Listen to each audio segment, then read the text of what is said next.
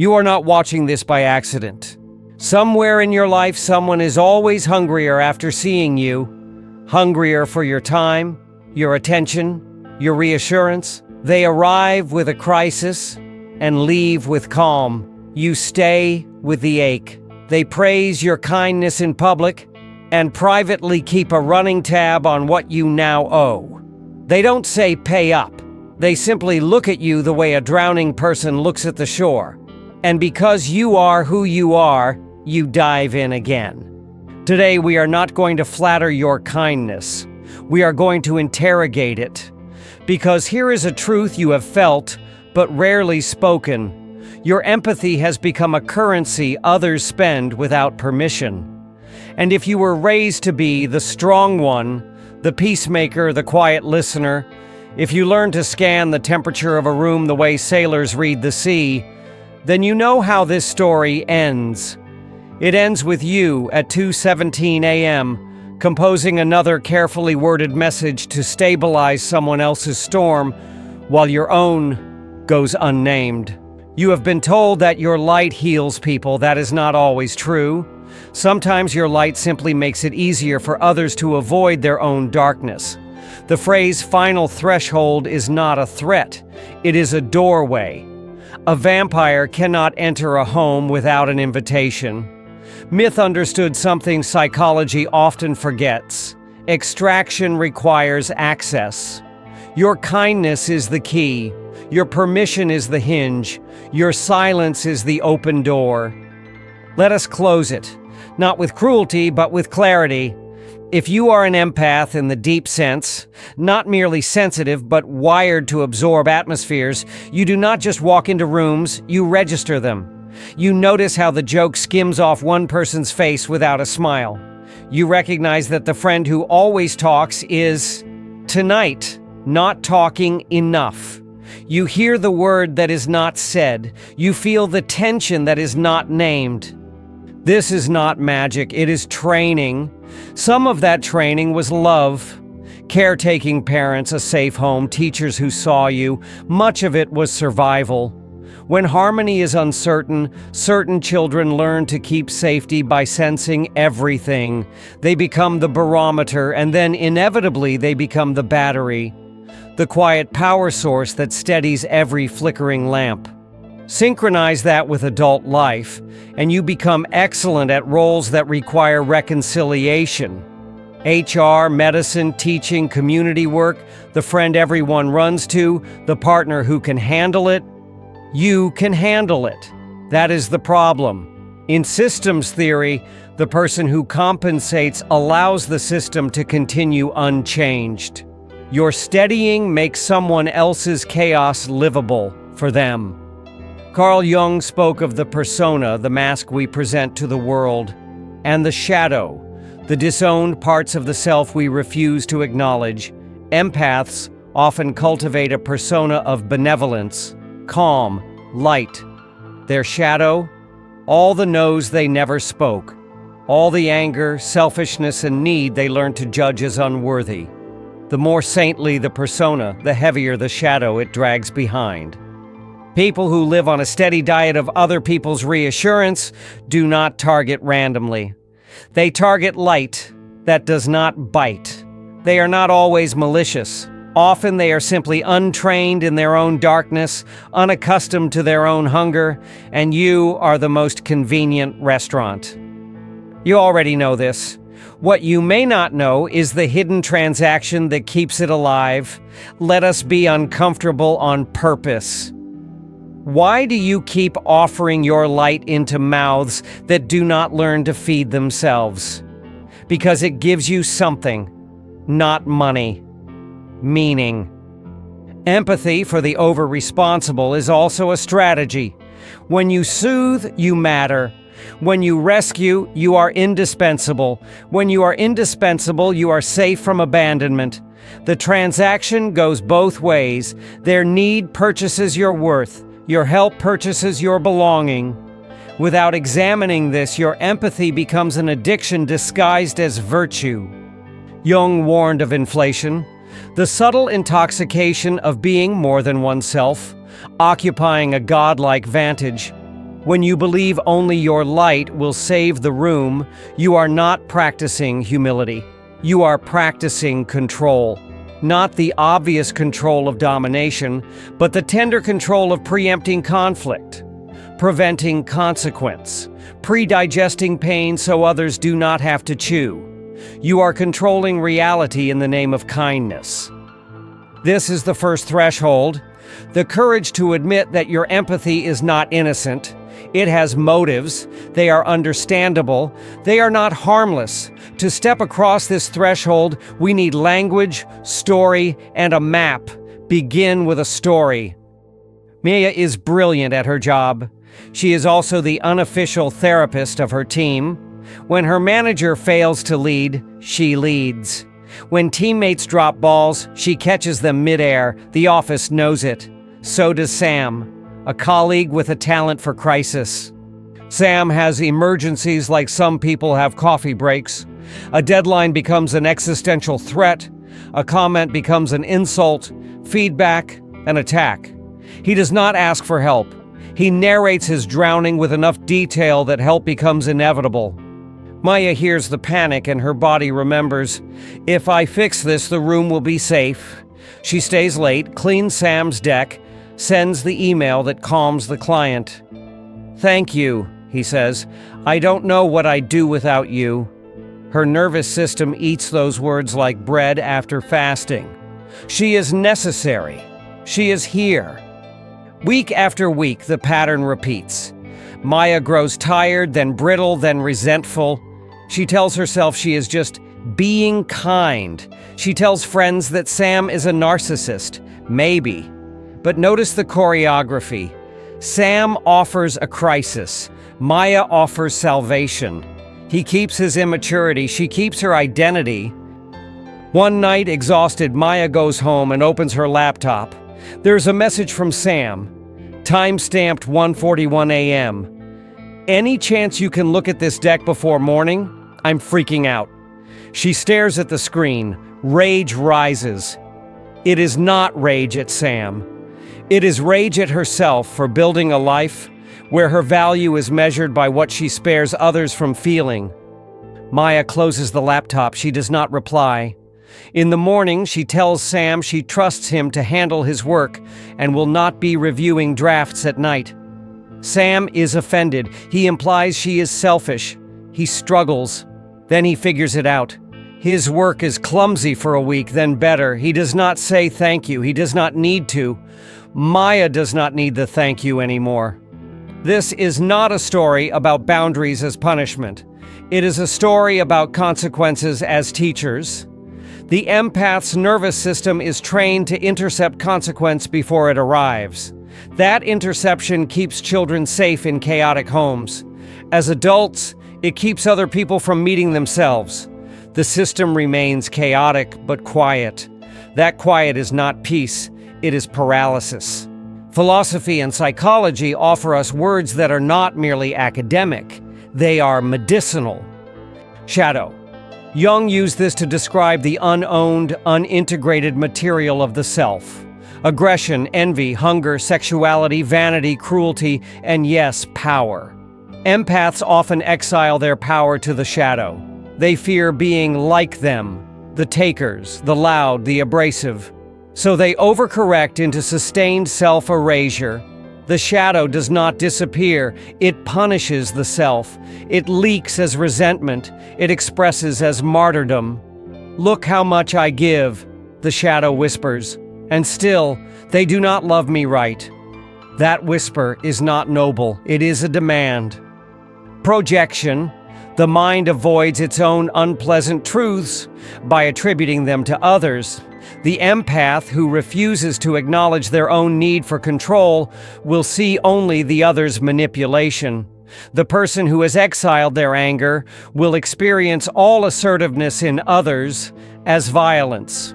The one who longs to be rescued will resent every request for help because it exposes the part of them that longs to be asked. Projection is not accusation, it is geometry. What we cannot behold in us, we outline in them. Persona. The public image, competent, kind, composed, becomes golden armor. Armor keeps you safe and keeps you unknown. People feed on your light because they cannot find your edges. No edges, no respect. No edges, no intimacy. Your persona is the buffet. Individuation, the process of becoming whole, of reconciling opposites, light and dark, fierce and gentle. Jung believed this is the task of a life, to become who you are, neither inflated by righteousness nor collapsed by guilt. For empaths, individuation is not rejecting empathy. It is rescuing empathy from codependence and returning it to truth. Another Jungian principle named by the Greeks is enantiodromia, the tendency of things to turn into their opposite. Unacknowledged kindness ferments into cruelty. Unowned strength decays into weakness. Boundaries, once despised as unkind, become the most loving thing you can offer. Things turn. This is your turning. But theory is not enough. Let us illuminate a few uncomfortable truths that cut straight through the beloved scripts. Your light is not what most people feed on. They feed on your avoidance of conflict. It is not your compassion that gets exploited. It is your reluctance to be disliked. The person who needs you to answer at 1:41 a.m. is not stealing your empathy. They are renting your fear. Fear of rupture. Fear of not being the good one. When that fear ends, so does the buffet. Boundaries are not walls, they are doors with rules. A wall says, no one enters. A boundary says, here is how you may enter. The vampire myth gives the map, invitation. Without your explicit or tacit invitation, late replies, repeated exceptions, silence that implies consent, no extraction occurs. You do not need to demonize the hungry to stop feeding them. You need to stop inviting them past midnight. Some of the people you call narcissists are, in fact, your teachers. Not in the spiritual bypass way, thank them for hurting you, but in the structural way. Predatory patterns expose the seams of your identity. They force the question, who am I without usefulness? That question is humiliating. It is also liberating. A teacher is anyone who reveals what you cannot see. Do not moralize the mirror. Use it. Your anger is clean, your resentment is not. Anger is a signal, boundary crossed. It is precise, transient, directional. Resentment is anger that did not get escorted to the door. It festers and seeks repayment. Many empaths condemn anger as unspiritual and then marinate in resentment for years. This is shadow spirituality. If you care about love, learn to be angry like a surgeon. Clean tools, steady hands, minimal incision, no infection. Help is not help when it disables. A child does not learn to walk if you rush to catch them at the first wobble. Adults are no different. If the same person has the same emergency 3 times, you are not helping. You are participating. Jung would say you are colluding with their shadow. Stop trying to be their sunrise. Be a clock. Time ends. So does your availability. Empathy is not infinite. It is renewable when stewarded and exhaustible when hoarded. The more you give without structure, the less you have. The more structured you're giving, the more abundant it becomes. Why? Because structure removes panic. Panic consumes light. Structure multiplies it. Sometimes your light is actually performance. If you derive worth from being the kind one, you may overfunction to keep the identity alive. That is theater. It is exhausting. Authentic light is not performative, it is presence. You do not need to produce it. You need to stop selling it. Human cultures have always grappled with the ethics of care. Medieval monastic rules required rest days for those who served the sick. They understood compassion fatigue before we named it. Ancient physicians swore to do no harm, which includes harm by excess. In some desert traditions, visitors were given 3 days of food and shelter without question. After that, mutual responsibility began. Boundaries are not modern harshness. They are ancient wisdom, hospitality with a calendar. Even myths are instructional manuals. Vampires can only enter by invitation. Sirens cannot harm those who tether themselves to the mast. Trickster gods cannot possess the person who knows their name. Every story whispers the same instruction: guard the threshold, name the pattern. Anchor yourself to something stronger than the song. Philosophy, too, has cautioned about unexamined virtue. The Stoics insisted that good intentions are not enough. We need prudence, the virtue of seeing consequences. Compassion without prudence becomes complicity. Love without structure becomes appetite, someone else's or yours. And yet, history also records the luminous courage of those whose empathy transformed the world. Nurses in plague years, neighbors during wars, strangers during disasters. What separated their giving from depletion was not superior morality. It was collective structure, shared load, ritual rest, clear roles. When giving becomes a system, it becomes sustainable. When giving becomes your identity, it becomes a leak. To change the pattern, name it. It often begins with urgency that bypasses your consent.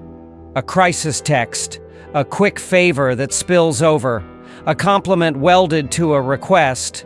No one does this like you, that binds the ask to your worth. Then comes the collapse. You feel a small internal fold like a tent in rain. Your body says yes before your mouth does.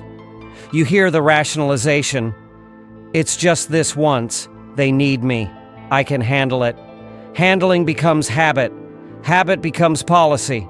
You become the Department of Emergency Empathy. Finally, the return. The person comes back because the pattern works. Not because they are evil, but because humans repeat what yields results. This is not destiny. It is choreography. You can change the steps. You do not need a complex protocol. You need a ceremony, a few simple acts repeated until your nervous system believes you. Name the door. Write plainly what you are willing to offer and when, and what you are not. I respond to work messages between 9 and 6. I do not take midnight calls. I can review the draft on Tuesday, not tonight. I am available for emotional support on Sundays after 4. The door is named by time, scope, and cost. If your giving has no schedule, it is not a gift. It is an extraction waiting to happen. Speak the threshold. When the request comes, say the boundary once, clearly, briefly. Do not justify, defend, or litigate your past generosity. Explanation invites negotiation. Clarity ends it. I won't be able to look at that tonight. I trust you to handle it. I can listen for 15 minutes and then I need to rest. I care about you. I will not discuss this by text. Let's schedule a call tomorrow. Soft tone, firm ground. Hold the consequence. Expect pushback. Hunger resists diets. When the other escalates, so you don't care, remember accusation is a test of threshold integrity. Do not pass or fail in anger, pass in stillness. This is my limit tonight. Repeat as necessary. The first time hurts. The second time stings. The third time is merely a sentence. This is how bodies learn. Offer the mirror, not the meal. If you choose to engage beyond the boundary, offer reflection, not rescue. What specifically is scaring you? What have you tried? What is within your control in the next hour? Questions give people back their agency. Advice steals it. Reflection is a mirror. Rescue is a spoon. Creative Commons. If you are always the person others go to, refuse to be the sole well. Suggest resources, office hours, group norms, shared docs, mutual aid channels, therapy, training. Systems heal the overfunctioner by distributing the function. If the culture resists, name it. We are depending on a few people's emotional labor to keep this place together. That is not sustainable. Say it at meetings, not to complain, to design reality. Rest without permission. Your nervous system might be so conditioned to vigilance that rest feels like sin. It is not. Rest is a boundary you practice with yourself. Turn off the faucet of availability. Rest is not earned by depletion. It is required for integrity. No one whose life depends entirely on your access will applaud this. Applause is not the metric. Your life is. Reclaim your shadow. Set aside time to feel what you avoided. Anger, grief, the humiliation of being needed for the wrong reasons, the loneliness of becoming less indispensable. Write letters you do not send. Punch a pillow, run hard, cry.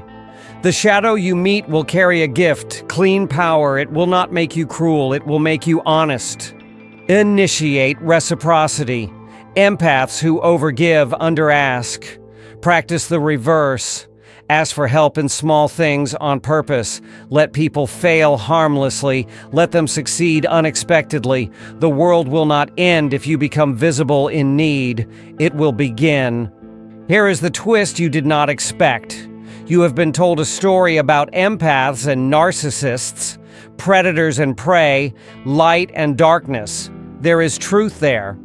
But the relationship is not a predator-prey binary. It is a dance of disowned power. The reason you are often matched with controlling personalities is not because you are weak. It is because you are avoiding the aspects of power that feel dangerous. Assertion, refusal, finality. Nature does not tolerate a vacuum. What you refuse to be, you will hire someone to enact in your life. They will do your no for you by performing it against you. This is not blame. This is chemistry. So, when you finally say no with your own mouth, when you bear the tiny death of not being adored for your endless availability, you will notice something wondrous and unsettling. The world will rearrange. Some people will depart. Let them. Some will rage. Let them. The ones who stay will learn the new ritual. Ask, wait, accept the answer. And the hunger you felt, the hunger to be needed so you would belong, will convert into another hunger to belong to yourself. We end with practice, not theory. Light that does not feed extraction has specific qualities. It is clean. Clean light is seasonal. It comes and goes. It follows cycles. It has nights where it turns off. This is non-negotiable. Suns that never set scorch their own worlds. Clean light is directional. It knows what it is for. I will help you think. I will not be your midnight regulator. I will love you. I will not be your anesthetic. Clean light is reciprocal. It expects return not always to itself, but to the commons. If I support you here, you will support the system that supports us. Clean light is sincere. It does not pretend pleasure when it feels pain. It does not pretend capacity when it is empty. It says, I want to, and I can't. That sentence is spiritual hygiene. Clean light is grounded in dignity, not drama. Drama says, only I can fix this. Dignity says, I will do my part. Clean light remembers the door. Every kindness moves through a threshold. If the threshold is honored, kindness increases. If it is bypassed, kindness curdles. Remember the vampire. Remember the invitation. Remember who holds the key. There will be people who say you have changed. They will be right. You will no longer serve them the old menu. You will no longer absorb their weather as your climate. They will accuse you of not being who you promised to be. Endless, soft, always on. They will call your boundaries cold. This is because they experienced your availability as proof of love. They were mistaken. Your love is not a pharmacy counter. It is a living room. It has hours. It has a door. It has a host who sits sometimes in their own chair. Some will test you. They will press the lock and check the windows. They will remind you of your history, your sacrifices. They will explain how hard this is for them. Hear it, then honor the door. When you do, something paradoxical occurs. The people capable of true intimacy will step closer, relieved. Your edge makes you trustworthy. Your no makes your yes mean something again. because old reflexes do not surrender quietly. Keep a brief guide for the night you almost say yes. Pause the body. Put both feet on the ground. Exhale longer than you inhale. Ask, am I moving toward relief from discomfort or toward true desire? Relief chooses yes. Desire often chooses no. Name the pattern. Say out loud if you can, this is the moment where I usually rescue. Language slows, reflex. Offer one sentence, not 10, not a sermon. One, I'm not available for that. If the other escalates, repeat the sentence. If you need a softer entry, I'm a no to that and I care about you. Do not explain. If they ask why, say, because that's my limit. Limits do not require essays. Replace rescue with resource. If appropriate, offer a direction. Try drafting 3 bullet points before you panic. Sleep on it. Ask someone else for feedback. Schedule time tomorrow. If none of that is appropriate, offer silence. Silence is a resource for adults. Close with ritual. Turn off the phone, make tea, step outside. Let the nervous system learn that no predator attacks when you refuse access. Over time, the body believes what your mouth says. The door and the lock become one movement. We promised a final threshold, not a threat, a promise. Here it is, I will no longer make my worth the meal other people eat when they are hungry. I will not serve my peace in slices to anyone who asks. I will not condemn my empathy as weakness, nor will I sanctify it as proof of goodness. I will treat it as a power that requires stewardship. Jung said that wholeness is not achieved by imagining figures of light, but by making the darkness conscious. For you, that means this: make conscious the part of you that loved the praise of being indispensable. No self-hate, just recognition. Invite that part to sit with your anger, let them talk. Light and dark, finally in the same room, will stop colluding with the world against you. They will choose you. One more image before we go. At the entrance to old homes, there is often a small threshold of wood or stone worn by countless feet. It is low, almost invisible, yet you can trip on it if you do not lift your step. That is what your new boundary will feel like to others. A small rise they must respect. The ones who lift their step are the ones who belong. The ones who insist the floor be flat forever are telling you by their stumble that they have not learned to walk with care. You do not need to teach them. The threshold will. So tonight, close one door. If you need a sentence, borrow mine. I care about you, and this is where I end and you begin. Say it gently, say it once. Then stand at your own entrance, quiet and awake as your light remains. No longer a buffet, finally a beacon. And if you leave with only one question, let it be this: what if the most compassionate act you can offer the world is not infinite availability, but unambiguous doors? When your answer becomes your habit, the feast ends. The hunger remains where it belongs, in the person who must learn to feed themselves. And your light? It is still warm. It is still beautiful. It is finally yours.